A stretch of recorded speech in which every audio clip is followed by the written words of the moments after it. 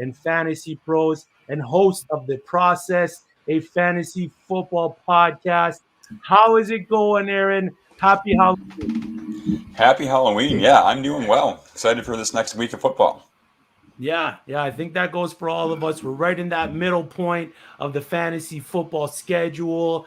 Playoffs are right around the corner. The season is absolutely flying. We're already through 8 weeks. It felt like just yesterday we were hyping up Trey Sermon going into the year.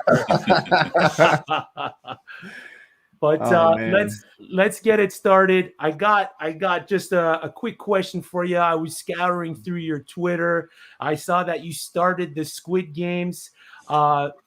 It's Halloween episode. If you were to pick one NFL player to be the last man standing in the Squid Games, who is it? Oh, I think the obvious choice here is Derrick Henry. I mean, the guy is unreal. I don't think anyone's taking him down one-on-one. I agree with that, man. I agree with that. So one of the questions that we asked Marcus Grant last week was with the trade deadline right around the corner, I want to get your take on it. What are fantasy managers doing with the Deshaun Watson whole saga this year? Are we trying to pick him up? Are we buying low for him? Are we trading him off? Are we just letting him be someone else's headache? What's your take on the situation? I think it depends on your league and your roster, honestly. So I do have a league where when the trade rumors started kind of gaining steam, I picked him up, put him on the bottom of the bench. It's a one quarterback league, but it's a league where a lot of the teams roster 2 quarterbacks. Backups aren't, or a lot of teams have backups, so there's not a lot of streaming options. So I took the flyer on him. Do you think maybe that he plays end of the season this year, or even just at all? Or do you want him like a stash him for like a dynasty league? Maybe he gets traded somewhere else and you got a gold mine. Dynasty stash for sure. For redraft, I give him I'd say about 33%, about a third of the chance that he actually plays. So it's not great, but if he does play, the payoff there is huge because we forget how good he was as a fantasy quarterback.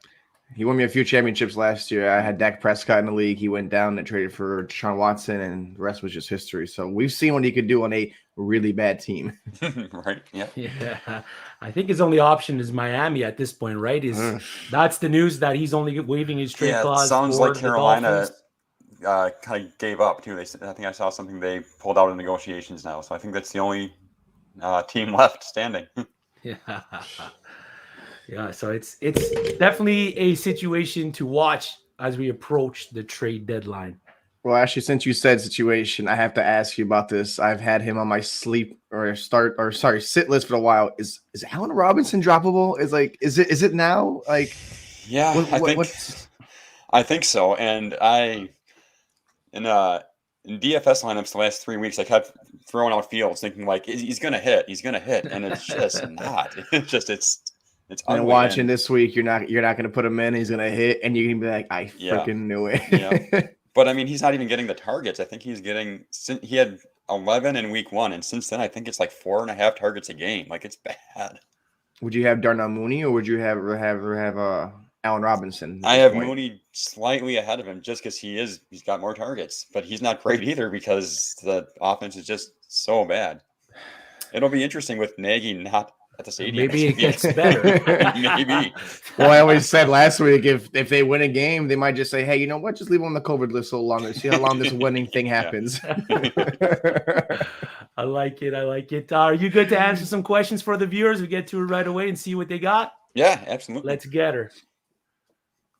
So first, RJ Polakowski, must win this week. Robert Woods or Daryl Williams PPR flex in a must-win situation. Who you got?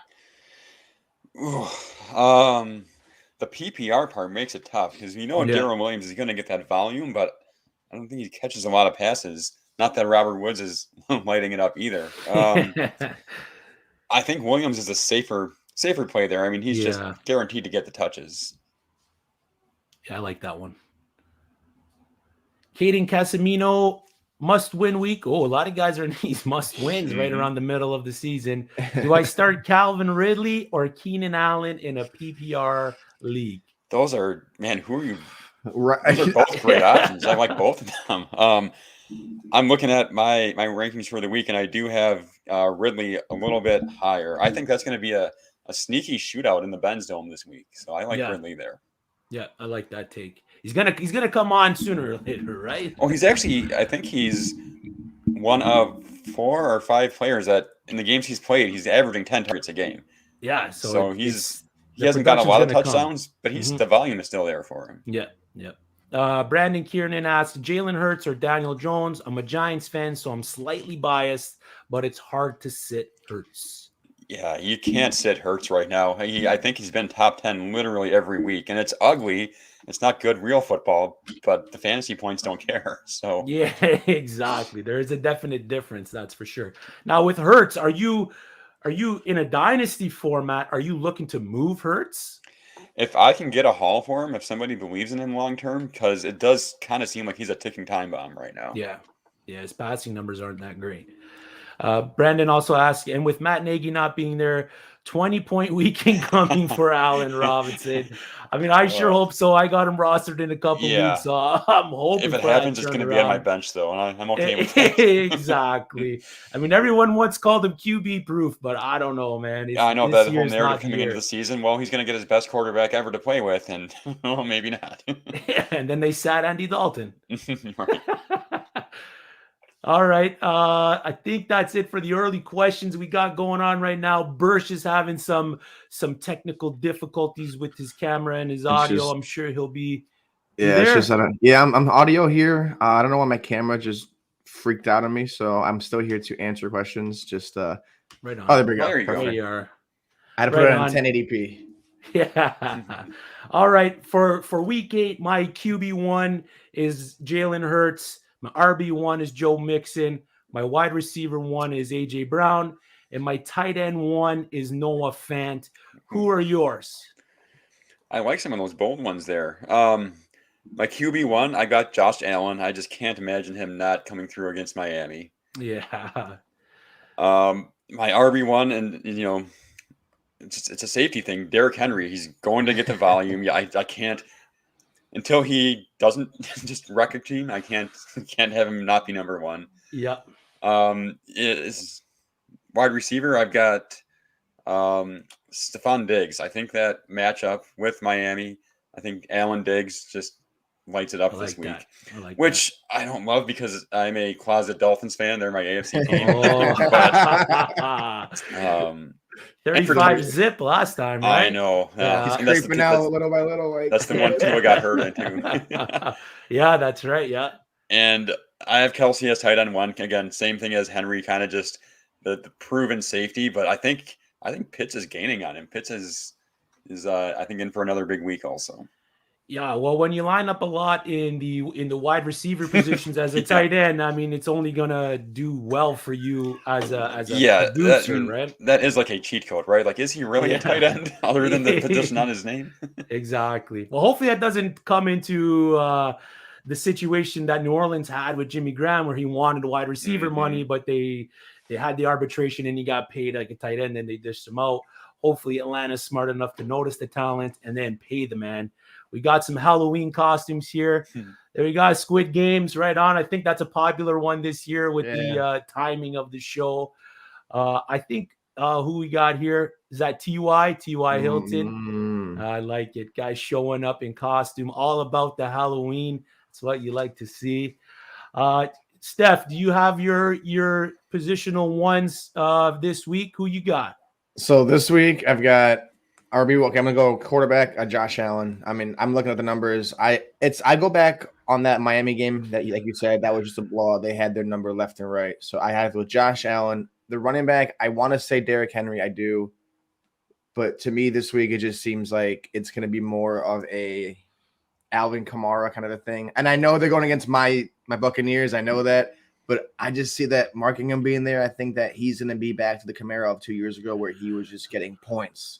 So I think it goes Allen and Kamara. I do want to hop on the Stephon Diggs train with you as well. I think that is a connection that everyone's been waiting for to come back. And just in general, Stephon Diggs to come back because he's a guy you took in the first round. So Stephon Diggs is going to have one of those, I think one of those good games against Miami.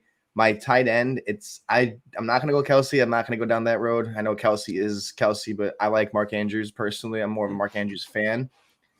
So I think this will be the week that those guys He's on bye this week, is he not? Oh, they do? Yeah. I was wondering. I'm looking at my rankings. I'm like, where do I have him? You get traded? Oh man, sorry, Splash. I know you love him a lot. Honestly, then it has to just go to one of the quieter ones, Dalton Schultz. That was my sleeper tight end of the week, really. But I'm gonna bump him up. I think if Dak is out, they're gonna see a lot of usage of him because the tight end is a best friend for the quarterback, either the starting quarterback or a backup quarterback. So fire me up, Dalton Schultz, Stephon Diggs, Derrick Henry, and fire me up to some Josh Allen. Oh, I'm sorry, Alvin Kamara. I'm not going on that Henry train. He had to get a great week last week. I think he saw something like 11 targets and he caught 10 of them, 100 plus in the passing game. The running game, he hasn't been too much a part of, but we love to see him just get involved and push out that success for fantasy owners. A lot of people were kind of down on him at the beginning of the year, but he's definitely proven his worth. He had that game with no targets and everybody freaked out. And it's like he's still getting like 80% of the carries, and now the targets are back. Everyone. Look at that. There you go. It's like that Green Bay Packers game, It's like, oh my God, Green Bay lost and they got blown out, and now they're 7-1, just took out the Arizona Cardinals. So it's the early season jitters that everyone gets, but that's a badass. Myles Garrett? Is that Myles Garrett with the name of the QBs on the back? Oh, I bet it is. That's awesome. I like that. Getting in the heads. Brandon Kiernan, is David Johnson worth a flex start with Ingram gone? This is a question that I'm battling with this week. Is it going to be DJ? Is it going to be a mix of Phillip Lindsay? I'm kind of torn between the two. But is David Johnson a good flex start? I think he's flexible for sure. I mean, yeah, there's two guys in that backfield now, and Ingram was leading the way. So those carries have to go somewhere, and he still gets passing game work. So, yeah, I think you can flex him. Yeah, definitely. He's got a decent floor, I think, this week. We'll see what they do. Tyrod is still out for the week, so Davis Mills is the projected starter there. But, man, it's hard not to start a guy that's a starting running back in your flex. Especially this year with all those injuries. Exactly. Yeah. The second I saw him get traded, I went to my waiver wire in 4 of my leagues, and I'm like, give me that man, David Johnson. And I had to drop Ayuk finally. So another tough one, man. Yeah. Another tough one. Let's have a little bit of fun. I got a little Halloween themed game here. We'll call it trick or treat. I'm going to give you a situation, and you just answer me with treat that you believe it will happen, or trick you don't believe it'll happen. Just with a little bit of context. You good to go? Yeah. Okay, trick or treat. We already talked about this one a little bit. Deshaun Watson gets traded by the deadline and plays this season.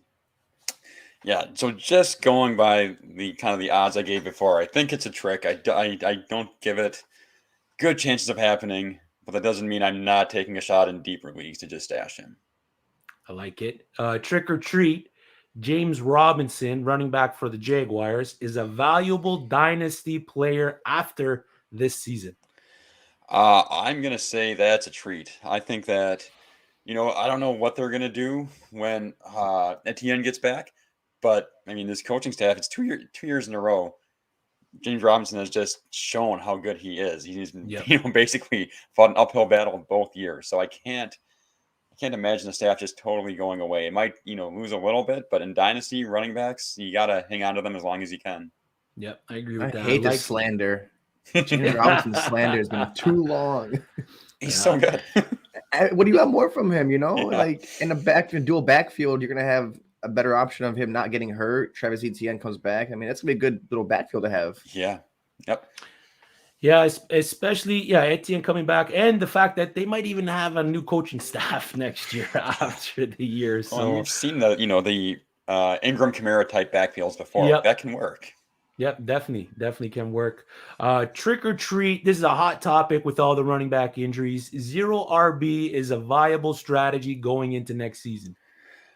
I still don't love it. I can't. I understand the logic and the reasoning, and I'm sure there's some teams out there that look pretty good this year with it, but just that kind of volatility, I can't. I hate starting a season like that. It's an injury-plagued year too, so that's why Yes. it worked out so much better than it should have. Because if you have no injuries and you win 0 RBs, most of those guys are probably at the bottom of their standings right now. Well, there's also teams out there that probably drafted. Oh, I know I have a couple of best ball teams that are doing well. That I got Derrick Henry and Jonathan Taylor. Like, if those are your two first running backs, you're doing pretty well right now. Oh my God! Can't go wrong with that stack. Because everybody freaked out when the Colts had those preseason injuries, so Taylor was dropping. So yeah, I got a couple of best ball teams with those two, and Aaron Jones. I mean, there's still some of those stud running backs that you got in the first 2 rounds. You can have some pretty strong 2 RB teams right now too.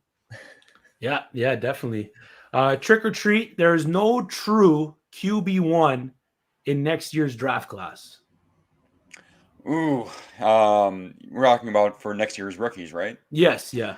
Yeah, that's I hate to do this. I'm gonna have to punt a little bit. I am so behind the college football season. Okay, gotcha. NFL and I do NBA coverage too, so staying on top of the college. I dive into that in about February.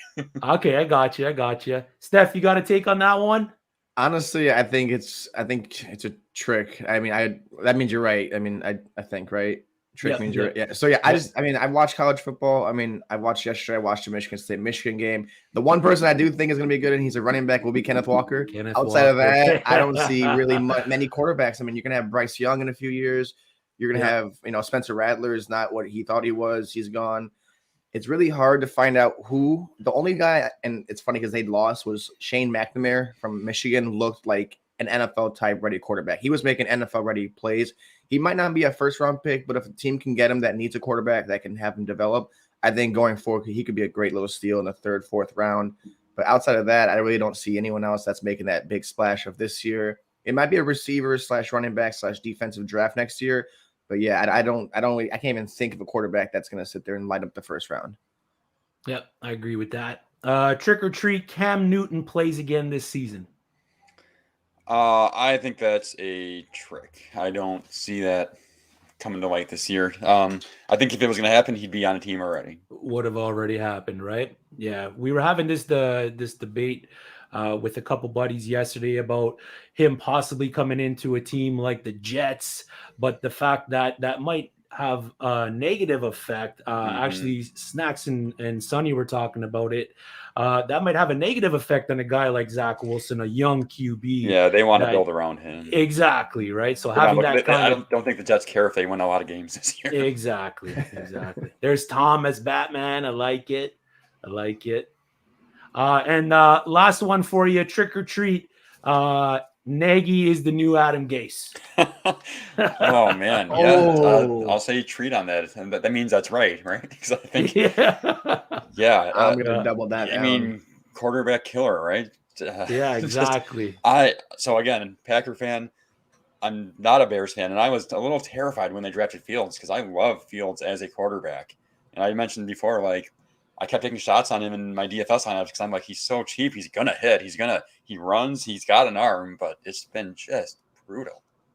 Yeah, it's been a bit shaky. I know the history of OSU quarterbacks in the NFL hasn't been that great, but if you dive into his metrics, he's above and beyond a lot of those 1st round QBs from OSU that have went on to the NFL and failed. So I'm expecting Justin Fields to eventually turn it around. Might not be this year. I think the whole way they handled it with naming Dalton the QB1, not giving him significant amount of preseason reps with the ones and all that stuff kind of hampered him. That's an all-time winner. That's a costume contest winner right there. Yeah, my buddy sent me that earlier this week, and I about died.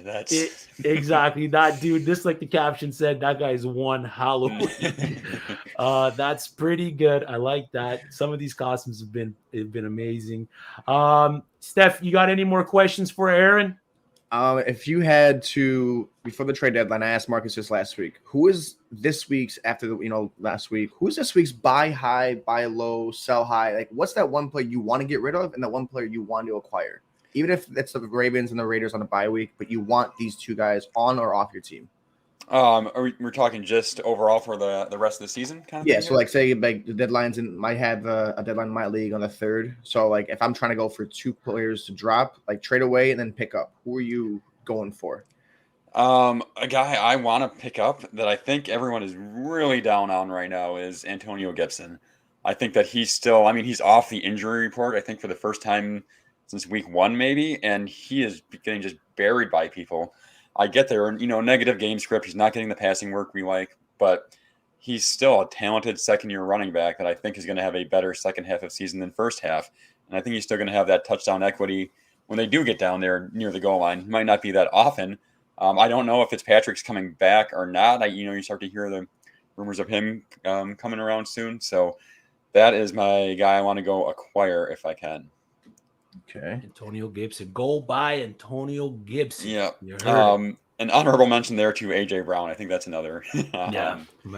I've been trying to get A.J. Brown off some people in these leagues, and they are just being stingy. They're like, no, it's A.J. Brown. I know, but he's sucking right now. He's like, I don't care. He showed enough last week that's going to make it difficult now because he kind of showed a bit last week.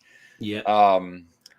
As far as trading away, this is again redraft here, but Jamar Chase, I cannot see him keeping this pace. It's amazing, but with Joe Mixon and T. Higgins on that team, I think it's going to be a little bit more evenly distributed. I still think Chase will be the number one guy there, but I don't think it's going to be the crazy weeks that we've seen here consistently. So I think you can get a haul for him right now. So that's my trade away. And Higgins, I think, what did he get last week? 15 targets. Yeah. And he had like 180 air yards. Like they were deep shots too. So. Yeah, exactly. So go out and get Higgins. If maybe someone's a little upset with the production of Higgins, go out and buy Higgins because they're definitely throwing him the ball. Yeah, exactly. 15 targets. Who else is really getting 15 targets a game? We have some more viewer questions that we want to get to. They want to ask you before we let you go. What do you guys think about Kadarius Toney with Sterling Shepard back? Again, it depends on your team context and what your options are, but he's totally startable. I think that, the genie's kind of out of the bottle with him. Like they saw what they got and they're going to find ways to get him involved. I've seen some practice clips and he looks pretty healthy on that ankle. So I've got him somewhere in the 30s for my wide receiver rankings right now. I like it. Thanks, Brandon. Ryan Potts asks, I have the most loaded team ever. Pick 2 running backs, 2 wide receivers, and a flex. Taylor Swift, Jamar, Debo, Najee, Justin Jefferson, and Deontay Harris. Jeez, are you drafting with like kids that don't know the NFL? It's a 2-man league. So we got to pick 5 players out of this one. So we got to sit 2 of these guys. Yeah, it's tough. I mean, I think Debo might not have a good day. Yeah, Debo's my first one to call out there just because the injury concerns, he's back on the report, and I just don't think he has the consistency or the ceiling. I know he's had it this year, but I don't know that Shanahan, tough to trust. Shanahan's hard to trust anybody right now. Honestly, we're picking 2 wide receivers. We're going Jefferson and Deontay, and then 2 running back, or are we going Jamar? Too, though. I would almost pick Deontay just because of the Roethlisberger situation, I guess. Yep. So Jamar and Justin Jefferson, 2 running backs. I mean, Swift's hard to keep. I mean, if you pop Swift into flex. Yeah, see, we can flex one of them. So I like all 3 of those running backs. Yeah, Taylor Swift and Najee. Taylor Swift. Yeah, no, it's funny when you say it like that. Taylor Swift and the gang. So you're pretty much sitting Debo and Deontay. That's what I would do, yeah. RJ, Gibson, Booker, or Javonte, PPR? I'd go Gibson. Again, I know he's down this week, and Booker's going to get the volume, but I'm not sure what good volume it is. I do think a Javonte breakout game is coming in the next 2-4 weeks. We've been calling that to our show. Like it's happening. It has to happen, but Melvin's not going away. It's insane how literally 50-50 down the middle their numbers have been. It's giving me a splitting headache all season how much I've had to sit there and look at Javonte Williams every week. So we're going with Gibson there, RJ. Do you actually keep in mind real quickly, Devontae Booker has had 16 carries in the last 3 games since filling for Barkley. So it's not like it's a runaway thing, but it's more of like by the hair a few though. Yeah, absolutely. Yeah, he's been quietly pretty good. And he's getting all the work. Yeah, definitely is. New Life asks, I have Gronk and Gesicki, not sure who to start. Yeah, I would go with Gesicki. We talked about it with Pitts. He's lining up more as a receiver than anything else. I know Devontae Parker is coming back, and that might change things a little bit, but I get rib injuries, Gronk, I'm a little hesitant, to see how that goes. I'd rather give him a week and see how it goes the first week. So Gesicki's been on fire. I can't sit him right now.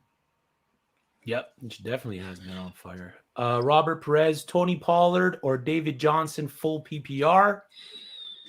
Yeah, we talked about DJ earlier. I think he got his. I would go him. He's gonna get more guaranteed touches. If you are, so this is again one of those kind of context things. If I'm an underdog and I know I need to get some big plays, I would go ahead and take a shot with Pollard because he can house it from 80 yards. But if it's a close matchup and I just need to get points, David Johnson's those guaranteed. Probably not going to light the world on fire, but he's not going to give you a goose egg either. Yeah, exactly. Good luck, Robert. Rory Power, Elijah Mitchell, or Jerry Judy at my flex. Jerry Judy returning from IR. Which one are you starting over the other? I would go with Mitchell there. Again, more guaranteed touches. First guy or a guy coming off the injury for the first week. I'd like to see it first if I have that luxury. And I think with Mitchell, you have that luxury. Yeah, I agree with that. All right. Before we let you go, we're going to ask you a question we ask all our guests. We're going to close it out here. uSTADIUM will be featuring a new feature on the app called Takes, where you're going to be able to use the points that you've earned on the app to buy into and make money on your own or someone else's sports takes. So Aaron, give us your hottest mid-season fantasy football take. Ooh, okay. So I don't think this would have been a hot take earlier, but I think it might be getting to that point now. I think down the second half of the season, I think Justin Fields will finish as a QB1 more often than not. I think he does turn it around, and we see them utilize him correctly. So I think he finishes as a top 12 quarterback in more than half of the weeks finishing the season. Is that with or without Matt Nagy? No comment on that one. I like it. Thanks for joining us, Aaron. Yeah, thanks for having me. We appreciate your time. We hope to get you back on the program in the future. Before you go, let the viewers know where they can find you. Let them know if you got something going on, a project or anything outside of fantasy football or whatnot. The floor is yours, my man. Awesome. Yeah. So again, I write with the fantasy footballers. I write my in-season piece. I do a target report or a target trends article that comes out usually on Wednesday. And then I do mainly DFS work with Team Rise or Fall, who they've been killing it. Some of the subscribers there have been winning a couple thousands of dollars taking down some tournaments lately. So nice. I do a stacking article there. I do a Yahoo. If you ever want to get into Yahoo DFS, that's an interesting, different platform that I've been really getting into this year. And then I write fantasy or DFS NBA content with them, which NBA DFS is a whole nother world that in and of itself You're a pretty trooper. exciting. So. You're a trooper for that one. I do fantasy basketball, like a whole season thing. Man, if you do fantasy basketball like that, DFS especially, I got to give you props on that because it's not the easiest. It's every thing. night, and like leading up to lock, that hour before lock, it's just a wave of like injury reports and stuff. It's exciting. Speaking of injury, we just lost Jamal and Calvin. Yeah, Calvin Ridley's out for a personal matter again. Wow. Fire up Cordero Patterson. Well, that changes a few things. And Kyle Pitts, 15, 20 targets? Yes. Yeah, exactly. My goodness. All right. I'm loving this life. T.Y. Hilton active. Okay. That's good. A lot of big names. Jamal Williams was inactive, it says there. So that's definitely fire up Swift with confidence. He is Alvin Kamara 2.0. Jamar Jefferson game? Yeah, exactly. All right, Aaron. Thanks for your time again. We appreciate you. And good luck this week and forward.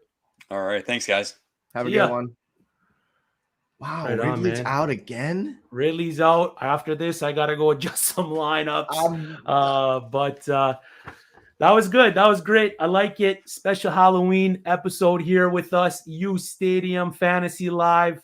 Like the stream. Subscribe to the channel. We are now accepting super chat, so we appreciate all the support and help that you guys have been giving us. To the viewers, we're halfway through. We hope we put you all in a position to be fighting for the playoffs and that ultimate prize at the end.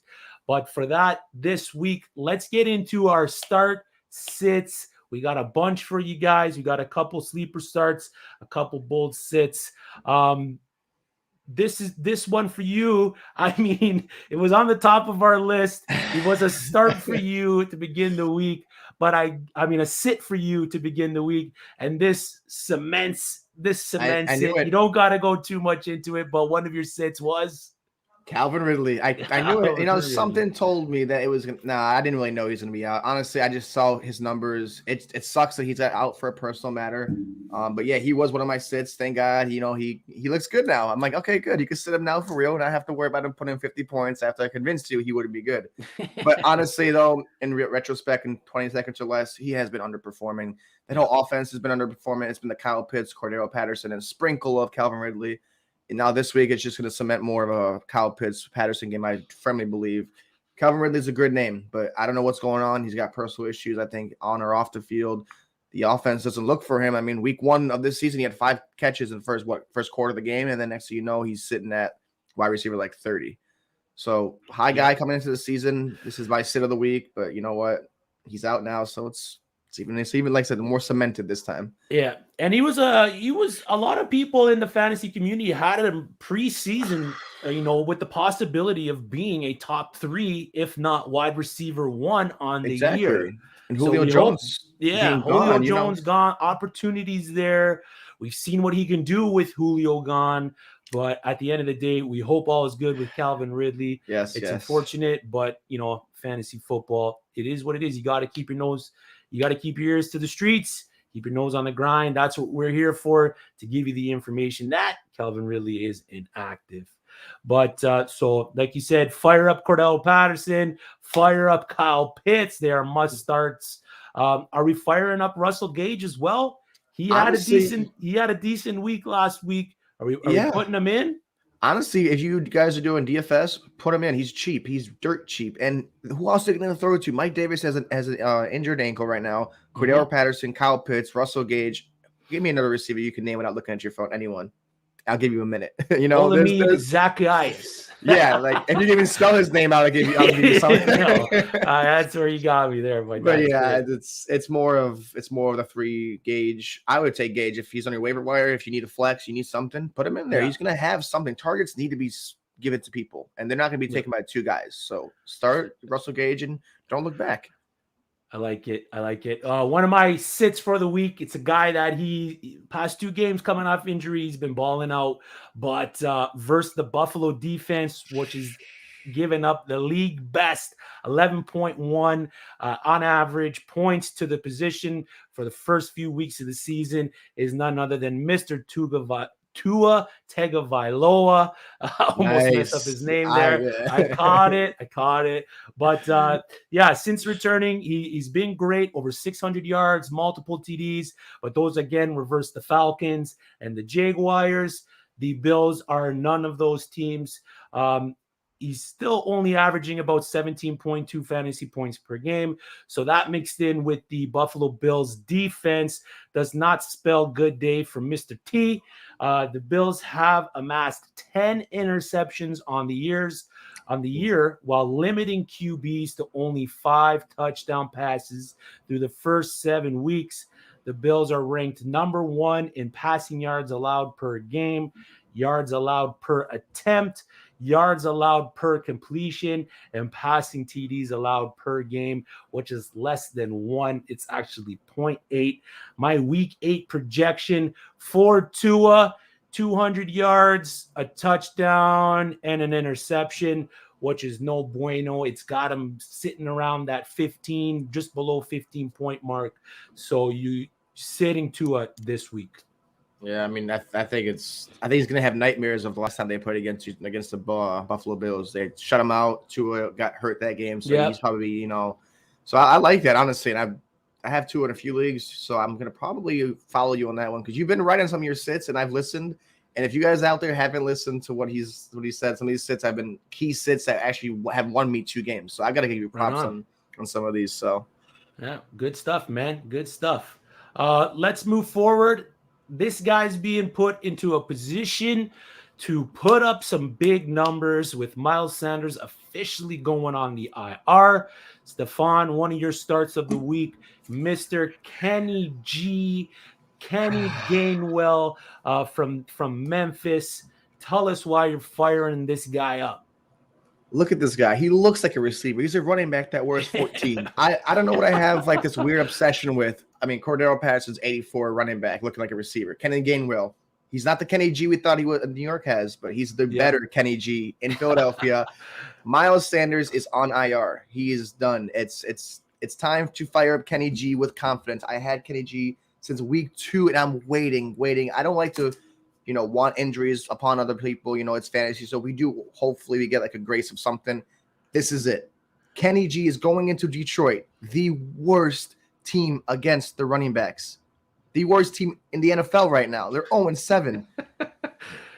I will take the Lions with the spread, but I am taking Kenny Gainwell. He had 4 catches last week, 8 out of 8 targets, had a touchdown and 41 yards. His rushes, he only had 5 for 20, but Boston Scott's not the biggest guy. He's also a little bit older. Kenny Gainwell is going to, I think, have one of his breakout games because Miles Sanders couldn't get it going. And when Miles Sanders couldn't get it going, they put Kenny Gainwell against Kansas City. He had 6 catches on 8 targets for 52 yards.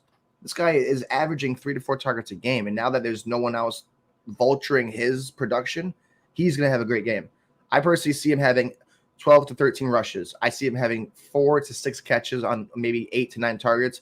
This is going to be Jalen Hurts is like safety valve. This is his guy that he's going to dump off. I see him getting 1 touchdown, maybe 2. So I'll put the touchdowns at 1.3. I want a 1.5. I do, but I don't want to get carried away with this, but it is a juicy matchup against a trash. I lived in Detroit, trash defense. And I hate to use that word, but Kenny Gainwell, DFS, RB2, don't even flex him, RB2 him. He's going to be that guy. Start Kenny Gainwell, and you will love me for it next week. Or you're going to hate me. I don't know. I like it. Got to give it to the Lions, though, man. A couple heartbreaking losses. That's what they do, though. They're the cardiac cats for a reason, right? Like, go look at, like I said, I lived in Detroit as well before I came down here, and it was like a relationship. You're like, oh, it's going to get better. It's going to get better. No, it didn't. And it got to the point where, like, Minnesota, I caught myself cheering after that Minnesota Vikings game, right? I'm like, yes, we won. The Lions won a game. Yes, and then Minnesota drives, kicks the field goal. I'm like, they just did the most Lions thing ever. And I told myself, don't celebrate a win until it's zeros on the clock. Yeah. No, don't do it. That's philosophy for Lions fans right there. One of my QB starts of the week, facing Dallas Cowboys, who should have Dak Prescott back in the game. Kirk Cousins, the over-under early was set to 55.5 points. So Vegas is expecting big scoring from this game. Minnesota coming off the bye. QBs versus the Dallas Cowboys are averaging just over 20 points per game.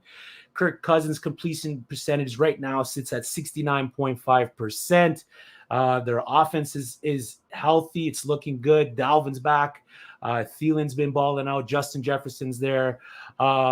He's averaging 295 yards per game this year. He's got 13 TDs on 2 interceptions. So he's super efficient for you guys. Last week versus Carolina, he had his best day, throwing for 373 yards and 2 weeks ago, and 3 touchdowns, 0 interceptions.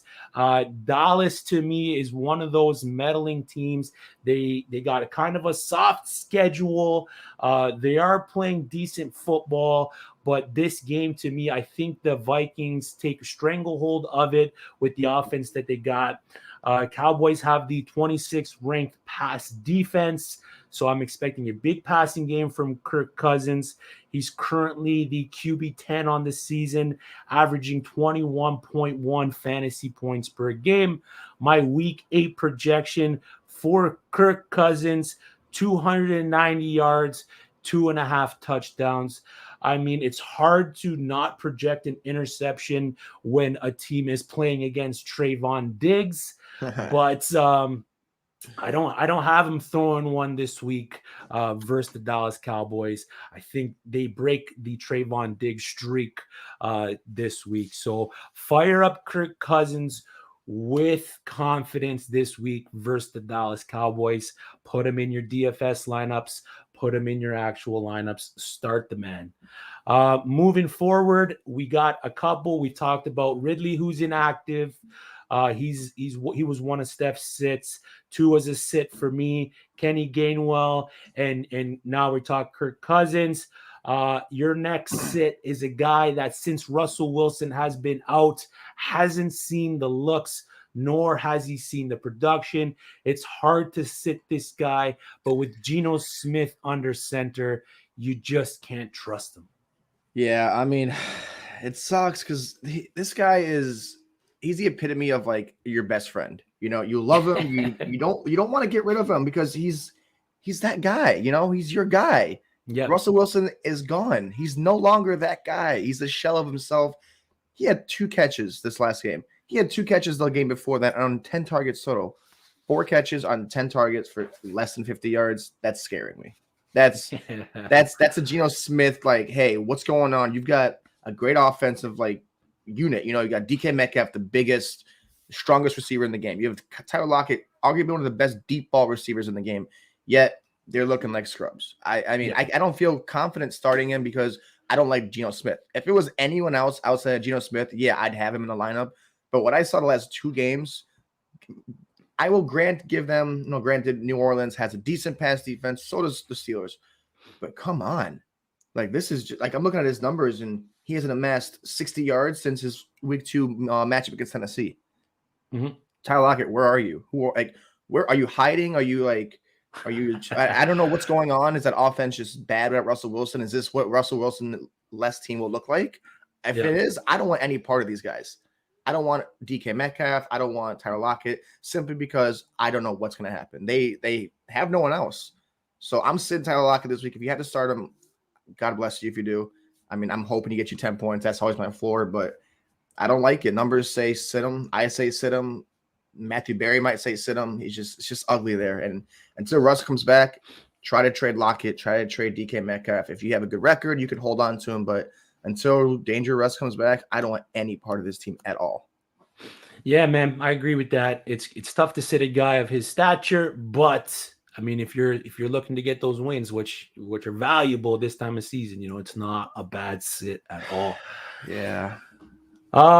One of my sits kind of goes hand in hand with the Tua sit, and it's wide receiver from the Miami Dolphins, Jaylen Waddle. He's been decent. Devontae Parker's supposed to come back, so that might cut into a bit of his usage. But he relies on the success of the quarterback, which I don't see Tua having a good day with the great defensive stats versus the position. Waddle's outlook for week 8, it's just not going to be there. The Bills are first in DVOA, which is defense adjusted value over average, which makes Waddle this week a low end wide receiver 3. He will not see the targets needed, or he might see the targets needed to put up a decent day, but those targets, they will not return to you fantasy points. The Bills just won't let him do it. They're second in terms of fantasy points versus the wide receiver and yards against, first in TDs allowed to the wide receiver. They only let 2 go by them this season. So, I mean, for starting a wide receiver versus the Bills, they haven't been very productive. Only 2 TDs through the first 7 weeks. My week 8 projection for Jalen Waddle, he is going to see the target. So I got him at about 5 receptions, but only about 45 yards. So I don't see it happening this week. I don't see many wide receivers having a good week versus the Buffalo Bills moving forward, barring any injuries in that backfield for defensively for the Bills. So we're sitting Tua, and hand in hand with that, we're sitting Jalen Waddle this week. I like that. Yep. It's a big one. And like we said, Parker's supposed to come back. We don't know the role that he's going to have. I like your advice you gave people there. Try not to start a guy coming off of injuries the first week. Let him get back into game shape. Let him get his feet under him. And then you'll see the usage and you can move forward. So with Jaylen Waddle, you're also sitting Devontae Parker. Another start for you. Running back for the New York Jets, Michael Carter. I am in no way affiliated with liking the New York Jets. This is just strictly fantasy. You know, this guy is going to be the guy. He's like Javonte Williams, but like on a crappier team that doesn't know what they have.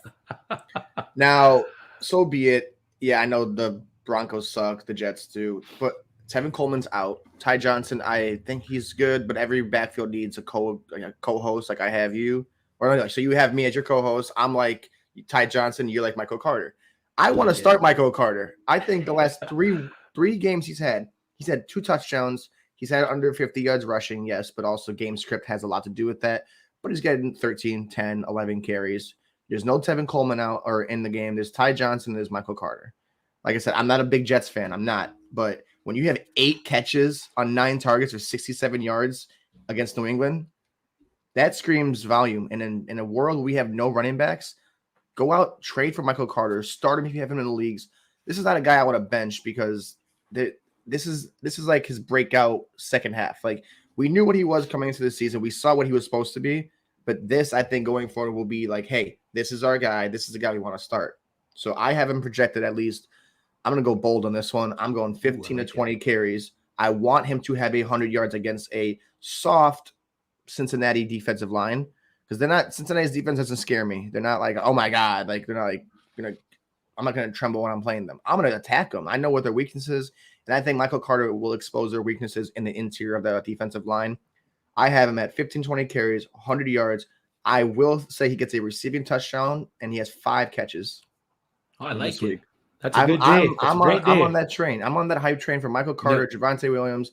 This is like I'm going to stack my train for the rest of the season, and he's coming on board with me. I like it. So Michael Carter is everything we were hoping his UNC teammate was gonna be. We've been calling it Javonte Williams, but we're calling it for Michael Carter. I like the start this week, especially with Tevin Coleman out, especially with Wilson out. I think they're gonna rely heavily on the guy. So fire up Michael Carter. A start for me this week, wide receiver from the Pittsburgh Steelers. Captain Canuck, Mapletron, Chase Claypool.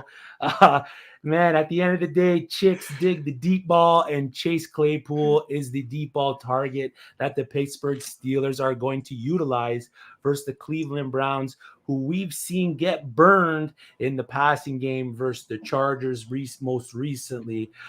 He's averaging 13.2 fantasy points per game, 16.3 yards per reception. So he's definitely the deep ball guy. When he's catching the ball, it's down the field.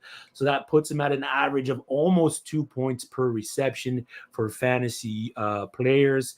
The Cleveland Browns have allowed the 8th most yards to the wide receiver and are in the top end in the league in wide receiver scoring. So wide receivers versus the Cleveland Browns are having good success on the year. They have also allowed the 4th most fantasy points to the position. So fire up Deontay, fire up Chase Claypool. If you're in desperate need for a flyer, James Washington might also be a guy that you want to play.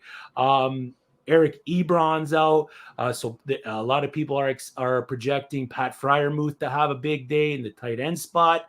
When he's been on the past couple weeks, Freiermuth. So if he's on your waivers, you might want to go pick him up before he has his big game. But we're starting Chase this week, and my projection for Chase Claypool, 5 for 70 and a TD, good enough for a wide receiver 2 this week.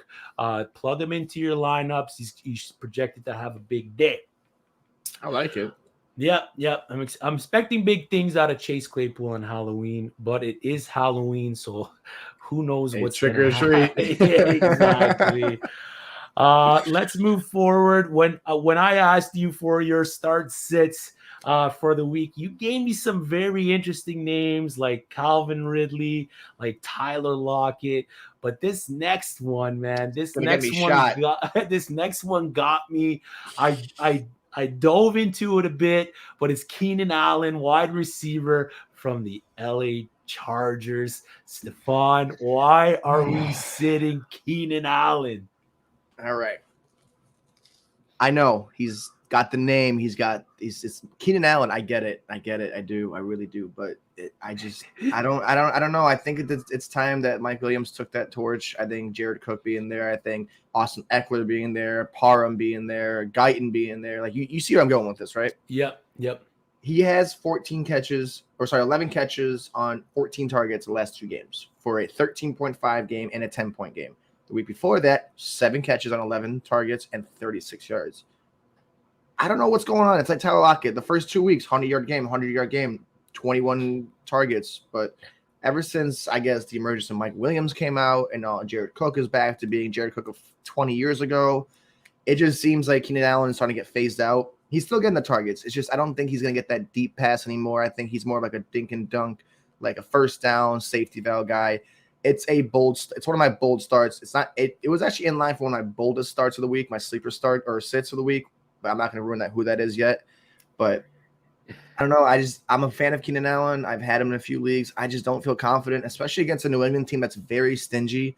And Bill Belichick knows how to play against his first-year quarterback and a second-year quarterback. So this week, for the sake of Halloween, I'm scared to start him just because of the matchup. New England is 17th against the pass, but Mike Williams, I think, is going to have the bigger day over at Keenan Allen. I think Keenan Allen does have a floor of 10 points this week at least, but to me, Keenan Allen should be getting 20 points a game almost. It's Keenan Allen. It's like a guy that years ago he's getting taken in the second round, third round. I just think that this team is more overall balanced. So if I had to say a stat line for this guy, I'm thinking 4 catches, 50 to 60 yards, and I don't see a touchdown going this week. All right. I love you, Keenan Allen, but it's not to trash you. It's just the offense. It's the way that offense works. Yeah, man. Sometimes you got to play the matchup, right? You got to find those points somewhere. So before we get into some questions, start a sit of mine this week, tight end, RSJ, Ricky Seals-Jones. I have been beating the drum for this guy for the past couple weeks, but versus the Denver Broncos, who are 4th in points against to the position. I don't have him as a start. Our tight ends are averaging about 8 points per game versus the Denver Broncos, and he will see his share of targets with Logan Thomas. Still on the IR, projected to come back next week. Yep. I have RSJ as a low-end tight end 2, maybe a high-end tight end 3. His target share gives him a decent floor, but the offense lacks spunk. It's lackluster. That with the fact that the ponies are good versus the position, like we just said, Ricky Seals-Jones is a sit. So sit him in your line. Sit him this week. I got him projected at about 3 catches, 25 yards, no TD, just based on the stingy Denver Broncos defense. So we're sitting Ricky Seals-Jones, Tua Tagovailoa. We're sitting Tyler Lockett, Jaylen Waddle, Keenan Allen, and of course Calvin Ridley. And we're starting Kenny Gainwell, Kirk Cousins, Michael Carter, Chase Claypool, and we'll get into a couple more. But first, let's answer some questions, Steph. All right. I feel bad. I know we're not ignoring you guys. We see them and we're ready to go with those. Yeah. Mikey B, RB pick 2, Swift, J-Rob, and Chubb. I think you got to lock Swift in just with Jamal Williams being out. So we're locking Swift in there. Now, do you like one over the other between J-Rob and Chubb? I love Chubb. I'm a huge, I had my hot take of the year was Chubb will be the top 3, I think top 4 or 5 running back. He's going to be that guy, but you cannot stay away from a matchup. The 31st ranked run defense in Seattle. They're in Seattle, and I think it's a 4:00 game. I think James Robinson has a day. I think it's going to be one of those days where they finally wake up. Urban Meyer's like, oh, let me get my shit together. Sorry. So I think he does it. I think this is James Robinson and DeAndre Swift. And Mike, he's been hitting me up on Twitter. I've been, Thank you for the support. Thank you for always reaching out. Yes. But if anything, D Swift and J Rob, I love me some Nick Chubb, but these are the two guys, matchup wise and injury wise, with Swift having no Jamal Williams, they're gonna feast today. Thanks for the question, Mike. AJ Brown, same guy, Mike B. AJ Brown, Scary Terry, or Keenan Allen. I think we're going AJ Brown and Scary Terry, right? We're sitting Keenan Allen this week. Yep, AJ Brown is back. Scary. It's Halloween. If you don't start Scary Terry on Halloween, what do you just trade him? I just feel like it gives him that extra for the day, Kevin Clark asks, do I trade Gronk for Judy? I like that trade. I think Judy's gonna have a great second half of the season. He's my player that's going to go above and beyond for the second half. So I'm starting Jerry Judy, or I'm trying to acquire Jerry Judy. If you're rich at the tight end position, I got no problem trading Gronk for Judy. Yeah, I mean, like you said, I would take that in a heartbeat. It's just that the tight end position is a wasteland. I mean, the positions from the 10th ranked tight end to the 20th ranked tight end, when I tell you it's 2 points, it's literally a 2-point difference. So, if you can get Gronk for a high-end receiver 3, maybe a receiver 2, I was high on Judy coming into the season. And if I'm trying to get him before my deadline, I'm going after him. I'm starting him next week. I'm more of a start the week after his injury come back thing. So if you can acquire him, acquire him. If you have to start him, start him. But for that Gronk trade, I'd be sending that right now before he has a second to double guess that one. I like it. Mike B also asked, do you think picking up Michael Thomas is a good decision? He has a few good matchups in the second half of the season. Yeah. Pick up, if he's on your waivers, pick up Michael Thomas. If you can buy him low, pick up Michael Thomas. Once he comes back to the Saints, he is automatically the wide receiver 1 on that team. He's automatically the best wide receiver on that team.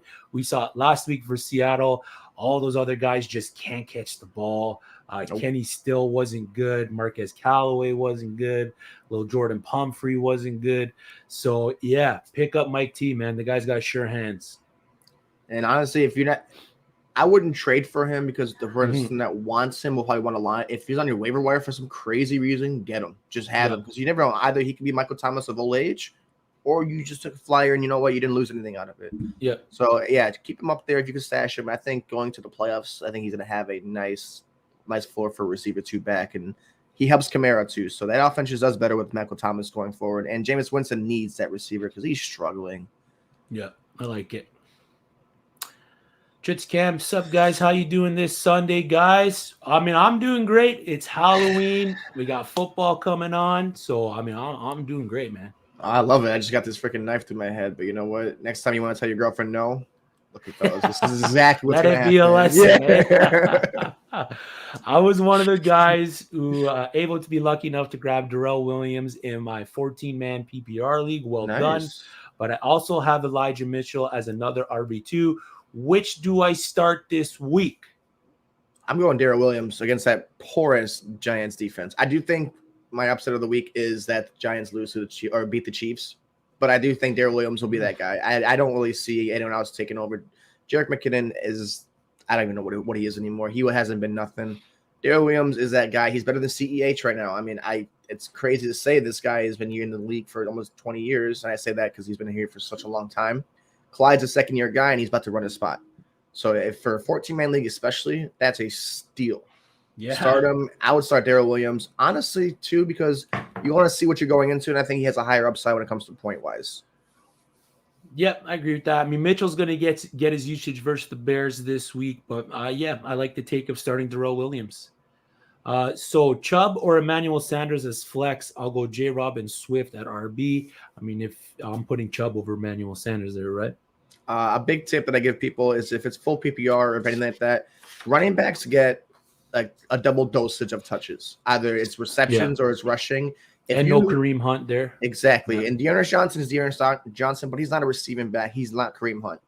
And if you have a flex, why not have a guy who can – I know Chubb doesn't get the biggest receptions, but who could double dip in receptions and in rushing yards. I mean, I think Nick Chubb's going to have a 100-yard game and at least a touchdown. Emmanuel Sanders, I don't know if he'll keep up his hot streak. He has been really good. He's been phasing out Cole Beasley. It's not the worst situation, but you got to go Chubb. It's the big name and it's the production you're going to get. Yeah, I agree with that. Fire up Chubb. Charles D asks non-PPR, so standard league, who to flex? Deontay Johnson or Zach Moss? So Deontay Johnson versus the Browns or Zach Moss versus the Miami Dolphins? I like Deontay. I know I'm going to contradict myself now. Zach Moss is on a team that doesn't like to run the ball crazy. Deontay Johnson's on a team that likes throwing the ball 16 times. So just by that alone, I think I'm leaning towards Deontay Johnson all the way. I mean, if they had a better run game in Buffalo, if they knew how to use their running backs in Buffalo, I would say yes, but they don't, and Josh Allen is one of the reasons why. So start up Deontay Johnson and don't look back. Yep, I like that take. I mean, in non-PPR, it's a little trickier to start Deontay because you're not getting the points off the receptions. Right. But his floor is still nice. It's a nice floor. It's right where you want him. You don't know what you're going to get in that Buffalo running game week in and week out. Craps teacher, thanks for watching. 12-team, half-point PPR, Russell Gage or Allen Robinson? I mean, any other year, you're picking A-Rob to plug him in, but with Calvin Ridley out, I think Russell Gage might be the play here. It's hard to say sit Allen Robinson. It really is. But given the talent, cut A-Rob. He's spelling it out for you guys now. He's said it enough. He's spelling it out. I'm cut sick A-Rob. and tired of the A-Rob stuff. Like, I love you, man. You're great, but you are killing me literally. Yeah. Like, not even on Literally. Halloween. You're literally killing my team and you're killing my life right now.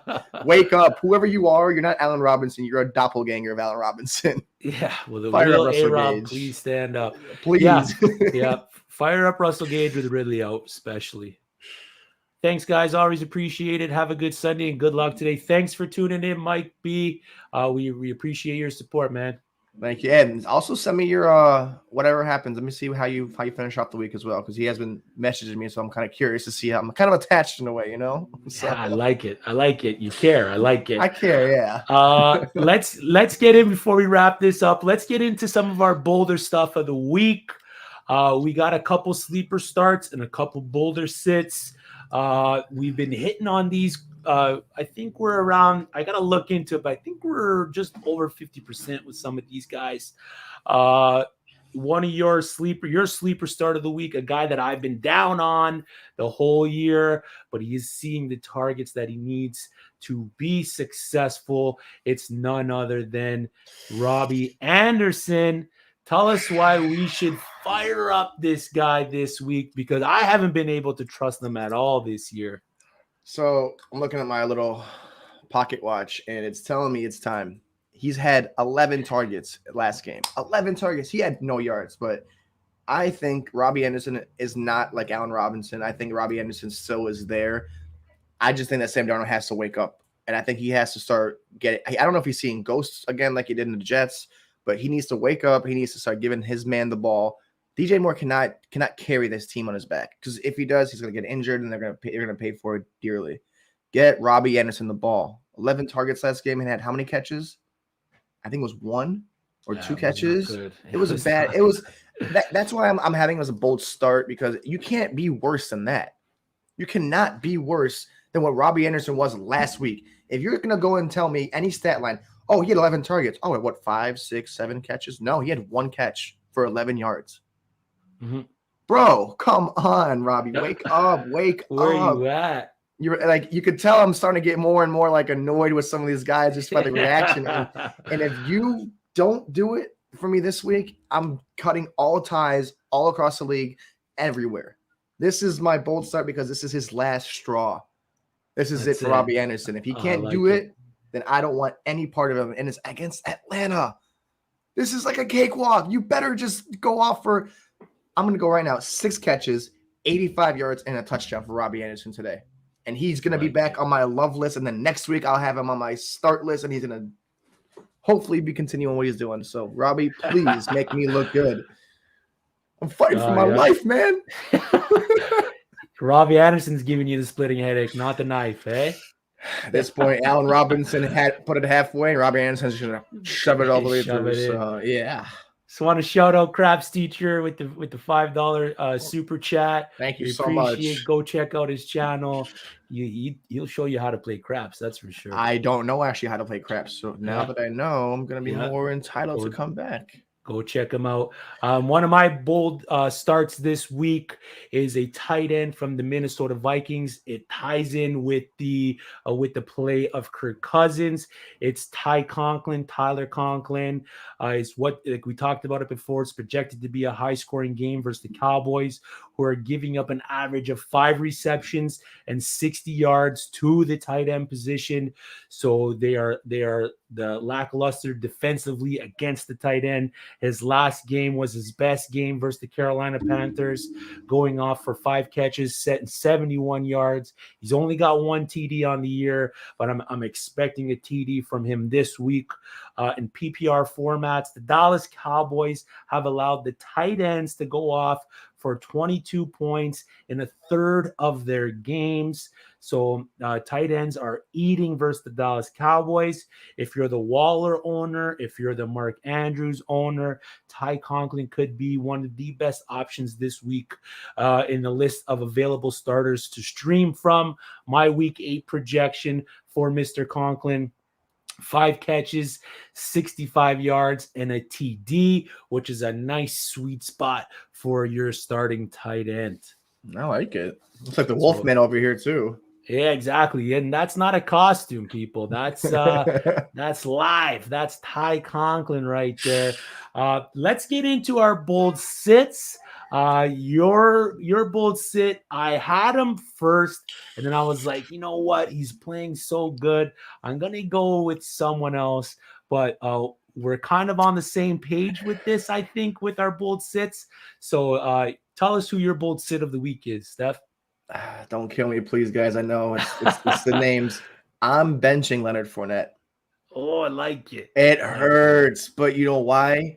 The Saints have the number 4 run defense. The Saints demolish run teams. So I do personally think that someone on that team other than Leonard Fournette will be scoring touchdowns. But I don't see it running wise. I don't see Leonard Fournette being the guy that had, the 18 carries, 81 yards last 2 games. It's not because he's bad or they're going to run away. I think going forward, this game, they're going to have maybe a series where he sits there and he has, like a lackluster, 2 yards, they punt it, and then they go, okay, well, we obviously can't run the ball on this defense because the Saints are no joke when it comes to the run defense. Same with the Bucs. They're no joke with the run defense. These are 2 good run defenses going head on head with each other. So the passing offenses for both sides are going to have to come out. I don't think that Leonard Fournette has the greatest game. I do have him at around 12 carries, maybe 40 to 50 yards. I don't think he has a touchdown unless they have some pass interference call on the 1 yard line. I do think it's kind of a Gio Bernard and a little bit of Fournette mixture when it comes to passing, but I'm okay with sitting him. I mean, if you have a bye week, you need to get through. If you're like a Raiders, Ravens kind of a guy, you need to start him. But I'm okay with sitting him. I just don't feel comfortable against that Saints defense. And I know you're a big Saints guy, so you'll love when I'm praising your defense. I think we got to have a little bet here. I think we want to have a little bet on the game. I'm down. Wager. I'm down. Maybe one of us has to wear a Bucs or Saints jersey or something next week on this show. What are we taking it? All right. I like it. So loser has to wear the opposing team's jersey. Yeah. Which is blasphemous in my house. And then if you want, I'll have a little sign that says something here if you want as well on my hat. So like a little thing if you want. Maybe add some insult to injury, but we'll figure it out. Yeah, and maybe eat a pie because I heard that you lost a bet on the sports desk. Yes. I'm still waiting for you to pay up your dues here. Oh my God, you brought that from the dead. I will eat you name the pie, except for pumpkin pie. I will eat it next week on the show. But if I win, I'm going to find something that you have to eat. That one's crazy, but oh no. Well, like I said, we'll hash out the details going forward. All right, we'll get it. I will have a pie if I lose that one. So thank you for bringing that up, though. I know they're mad at me for not doing that. Okay, my bold sit of the week. Before I get roasted for this one, you're talking Leo Fournette. Before I get roasted for this one, I get it. He's the GOAT. He's Mr. 600. Mr. Giselle Bundchen, Mr. Avocado Ice Cream, Mr. I Don't Eat Strawberries, multiple rings. I get all that, but Tom this week is my bold sit. Nice Halloween costume, mainly because the play of the Saints defense and the fact that Mr. Brady hasn't had much success versus Sean Payton-led New Orleans Saints team. And the 3 games that he played last season versus the Saints, including the playoffs, Brady completed less than 60% of his passes, averaging 6 yards per attempt and 215 yards per game. He's thrown for 4 TDs in those 3 games. And versus the QB, the Saints are second best in the league behind the Buffalo Bills in terms of fantasy points against, only allowing an average of 13.82 points per game. We've seen them shut down some bigger names like Aaron Rodgers, and now we get Tom Brady. It's going to be a tough sit for a guy that's been absolutely balling out. My hot take is that Brady goes off for 55 and 55 this year, but the Saints the Saints defense is no joke. As long as Marshawn Lattimore can keep his head in the game and not give him any free yards, I can definitely see the Saints, who are second best in the league in passer rating against, have a decent day against Tom Brady. My week 8 bold projection for Mr. 600, 200 yards, a tutty, and 2 interceptions on the week. So we got to go bold, right? We gotta go bold. You see that picture, right? You see how he's laughing in that picture, right? That's what I'm going to look like next week when we show up on that show. For me, that's it. Sit Brady. We got through it. Steph, it's Halloween. What are your 3 favorite we got a question here before you answer that. Randy Miller asks, pick 2 full PPR, Darrell Williams, Kenny Gainwell, Sterling Shepard, Brandon Cooks, or T. Higgins. I'll go T. Higgins and Darrell Williams for me. Give me T. Higgins and Kenneth Gainwell. I will not be crazy about a take and not go with him. So Kenny Gainwell until I die. I like it. So yeah, I was gonna say, give me your top 3 candies. Since it's Halloween, what are your top 3? So my favorite chocolate is Snickers. I love Snickers chocolate bars. When it comes to like regular candy, I'm a huge hot tamales kind of guy and a Mike and I kind of guy. So I like it kind of legit. A little bit of spicy candy. It's weird, but it's just sometimes I'll eat 2 or I'll eat the whole box. So it's a confession, but those are the 3 I got to go in order. What about you, though? For me, Hershey's cookies and cream. You can't go wrong with that chocolate bar. Anything that's like an Oreo just gets me. Candy-wise, Sour Patch Kids, of course. Ooh, yeah. Especially the watermelon ones. You can't go wrong with that. And then a third, if I'm gonna go third, I mean a Tootsie Pop, man. You can't go wrong with a Tootsie Pop, right? What color though? The purple one, whatever it is. Is it blueberry? Not grape, but is it blackberry? I think it is. Yeah. Okay, I was curious. I avoid like the brown ones and some of the blue ones. I like the red ones are the ones I always go with. So yeah, I like it. Calvin Ridley is inactive. Should I play Russell Gage over Chuba Hubbard, seeing as Gage should be wide receiver 1 now? No PPR league. I think we're starting Chuba, right? Yeah, Russell Gage should have a decent day, especially in non-PPR. Give me the running back that's going to get the workload there. 100% agree with that one. Your boy Mari, Shepard, or D. Harris? Damian Harris, man. Yeah, the numbers speak volume, and Shepard's still kind of injured, so I don't really trust him really yet. But D. Harris should be pretty good going forward as well. Yep. All right. I think that's it for us. Good show, Stefan. Thank you. Again, like the stream, subscribe to the channel. You subscribe to the channel, you get all of the stuff under the uSTADIUM umbrella. There are shows like Snacks and Sonny. They had Darius Slay on. You can go back and listen to that one. They had a great episode on yesterday. They are also streaming on Spotify and wherever else you stream your podcast. They are in the podcast form. They got the Play Action Pod, Play Like a Jet, breaking down the New York Jets. The University Show with Zach Berman, which comes on Saturdays, I believe, right before the games hit. Always an entertaining show. The Sports Desk with you, Henry, and Splash. The Timeout, H&R Locks, and they break down at uSTADIUM. They break down all the big games, all the big primetime games, giving you the content that you guys want. Download the uSTADIUM app. I mean, we've been playing with the takes feature, and it is an absolute I cannot wait for that. Game changer. I mean, to make the potential to make money on your sports takes. I mean, it doesn't really get better than that. The links for the uSTADIUM app are in the description, so head down there. All of our social medias are in there. I want to thank Aaron Larson again for coming on to the show, blessing us with his time and fantasy football knowledge.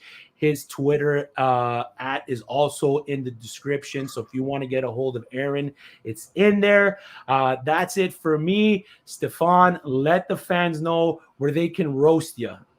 Listen, you roast me all you want after this week. I will take it. You can find me on Twitter at Bearshbound. You can find me on uSTADIUM at The Bearish. Just type in The Bearish. I promise there's no one else that's going to have that name like I do. I've checked. If you want to roast me, roast me. If my takes don't come into fruition, my inboxes are open. I will more than happily take these punches and knives to the head.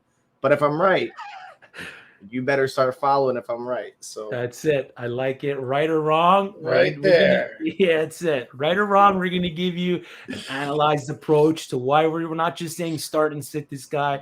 We're going to give you the reasons why you should start and sit these guys. So good luck in week 8. We appreciate you guys tuning in, and trick or treat, man. Enjoy Halloween. Enjoy, guys. Get some wins.